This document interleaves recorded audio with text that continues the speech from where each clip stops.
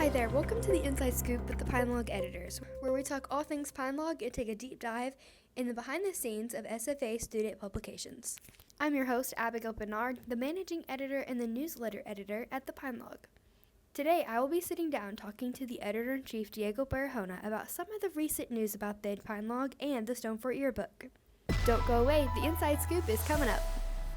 Something that we are always told by our student publication advisor, Amy Rockmore, is to report the news and don't be the news.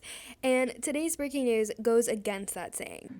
5 weeks ago, me, Abby, and Lainey Wise, the Stone Fort Yearbook editor-in-chief, were called into Miss Rockmore's office where we were given news that the PineLog newspaper would be moving away from Student Affairs umbrella to a Department of Media and Communications, and that the 100th copy of the Stone Fort Yearbook would be the final one in print.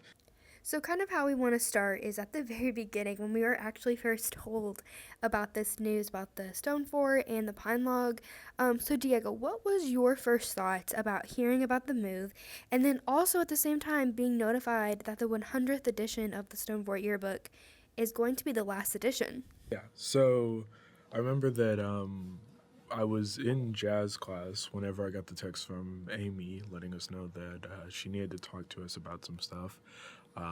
And I was originally a little bit more hopeful about it. I had in mind that we were going to be receiving a little bit more good news, but it was actually really funny because Lainey Wise, the Stone Fort Yearbook editor-in-chief, and Abby had both texted me asking me if I knew what was going on, but I had no idea.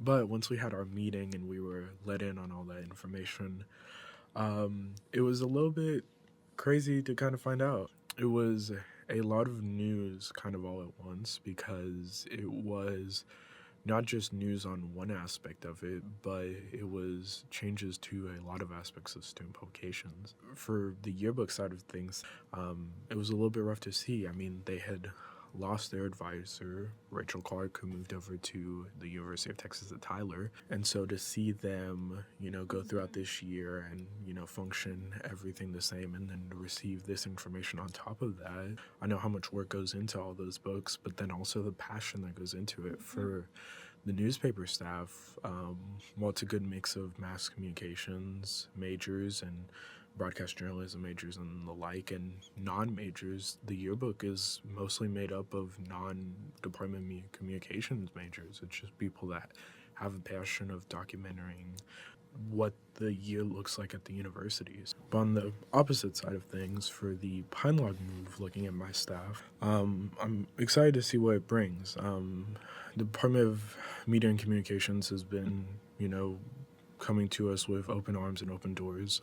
They've been more than available to speak to us about all these changes and keeping us posted and keeping us updated in regards to everything. And in reality, it's going to bring a lot of benefit to us as we're closer to people that understand what it's like to work in journalism, in opposition to being in the Department of Student Affairs, which is a little bit different.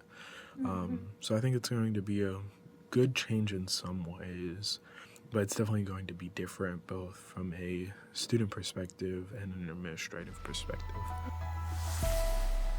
Did you have any concerns, like right off the bat, that came to your mind as soon as you heard the news? Yeah. Well, being an accounting major, which ties in really, really funnily, Yes. I think the first thing that came into my head was pay. I know that a lot of the staff also feels that way because it gives them an opportunity to make a little bit more, money in other ways that they can use in gas, expenses, just little things. And so I was immediately concerned about that and what that was going to hold in the future. Yeah. But along with that, I think another thing that kind of scared me was just positions and everything going forward, because whenever it was first told to us, our advisor Amy didn't know if she was going to continue on with us, considering how fresh the news was to us. So I think that was also a thing that was pretty scary, because even though, we could function with a new advisor, I think it's really difficult to kind of get halfway through the year and get a new advisor spawned on us, or what the more accurate reality of it would have been is not having our advisor and having to go an entire semester without one. So and not having that person to kind of advocate for us as Right. students. Yeah. Ironically, we had to write about our own news. Because it was breaking news, we had to report it. There isn't a second Pine Log or a different newspaper that SFA has. Because it was breaking news, we had to report it. And we would report if it was any other student organization moving a building or a different department. And we had the interesting task about writing about our own news, in which typically that doesn't happen. And so, can you just talk about some of the things that happen behind the scenes of writing about our organization and the big move? Right. Yeah, so kind of tying into that, I mean, how it started is that we had the meeting on Wednesday. It was a Wednesday, I believe, a month ago now. And the Thursday after, I emailed the upper administration member, and I sent my list of questions to both her and Lainey, the editor-in-chief at the Stone Fort. And I sent my email to her. And so Lainey got back to me by Monday, and the upper administration member took until the Friday before the story was released. So almost three weeks later. Was running the story without speaking to any upper administration ever on the table for the Pine Log? Without speaking to any upper administration was not on the table, Right. because at the end of the day, we were going to run it by emailing them and at least stopping by their office. So the closest we ever got to that was running the story with a note saying something along the lines of, the Pine Log reached out to X individuals for comment, and by release of this article, both individuals have declined to comment or have not responded to our email. But at no point were we going to, not send a message to them. The reality is that a lot of these stories that we write, that is the outcome of them, is that there's so many stories that we want to write, there's so many stories that we desire to write, but we are held back from the sources that we are able to obtain. And that's what happened with this one. So that was why this one took so long. So once the news was officially made public and it was posted on our website, we shared it to, Facebook and Instagram. How did you feel in that moment? Once it was posted, I was relieved, because I knew that the news was out there. I knew that we were going to have the support that we needed. Right. Because student publications had already mutually agreed to stand with each other on this matter. And I knew that this article was an article that I was confident was strongly written. Right.